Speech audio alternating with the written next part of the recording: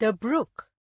In this poem, the poet Alfred Lord Tennyson describes the journey of a river. Like human life, the journey of the brook is full of ups and downs, misery and happiness. Here, the brook itself tells the story of its life from birth to death. I come from haunts of coot and hern. I make a sudden sally, and sparkle out among the fern, to bicker down a valley. The brook says that it starts from a place which is often visited by water birds like coots and herons. There, it suddenly bursts out of the earth and starts its journey. When the brook flows through the flowerless plants or ferns, the sunlight makes the brook's water shine. The brook then continues its journey and flows down a valley, making a lot of noise. This whole nature of the brook resembles the nature of a child. Observe that here the word heron has been changed to hern to match the rhyming word fern. In this stanza, there are two poetic devices used. The first poetic device used is alliteration. In alliteration, the consonant sound is repeated at the beginning of adjacent or nearby words. Here, note that in sudden sally, S sound is repeated. Therefore, it denotes alliteration. The second poetic device used is onomatopoeia. In onomatopoeia, the words exactly sound like their meanings. Here, the word bicker is an example of onomatopoeia. By 30 hills I hurry down, or slip between the ridges. By 20 thorps, a little town, and 100 bridges. In these lines, the brook says that it hurries down through 30 hills. It quickly slips between the mountain ranges.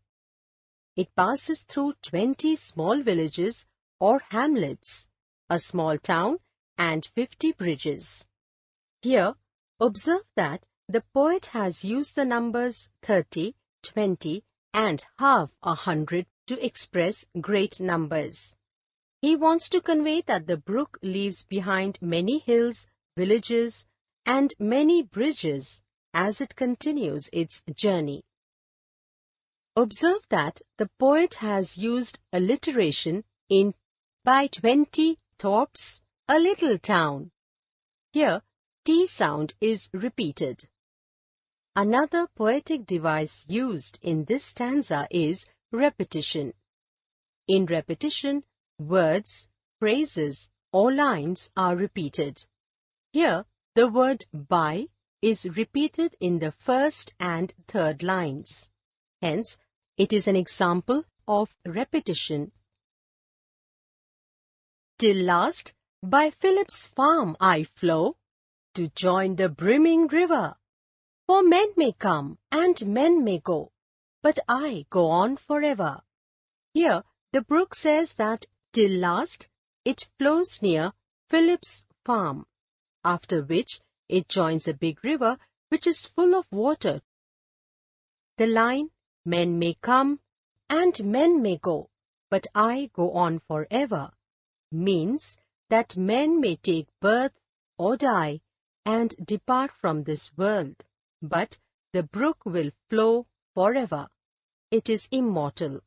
Also note that this line is an example of the poetic device refrain. In refrain, a line or a group of lines is repeated at regular intervals in different stanzas. It generally emphasizes on the main theme of the poem. I chatter over stony ways, in little sharps and trebles. I bubble into eddying bays. I babble on the pebbles.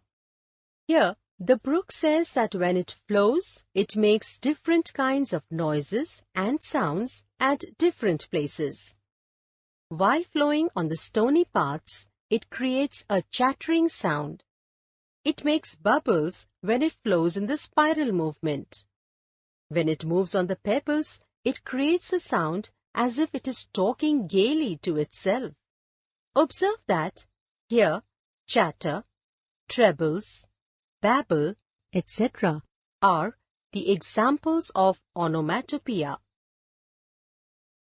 With many a curve my banks I fret, by many a field and fallow, and many a fairy foreland set, with willow weed and mallow. In these lines, the brook says that when it flows, it takes many turns. Hence, in anger, the brook makes rough and unpleasant sounds on its banks. It flows through many fields, uncultivated lands, and a foreland. Foreland is a piece of land that extends into the sea. The poet describes this foreland as a fairyland with beautiful flowers and plants like willow weed and mallow. Note that in this stanza, the brook resembles a youth. It is strong and is full of enthusiasm. All its movements are dynamic and full of action.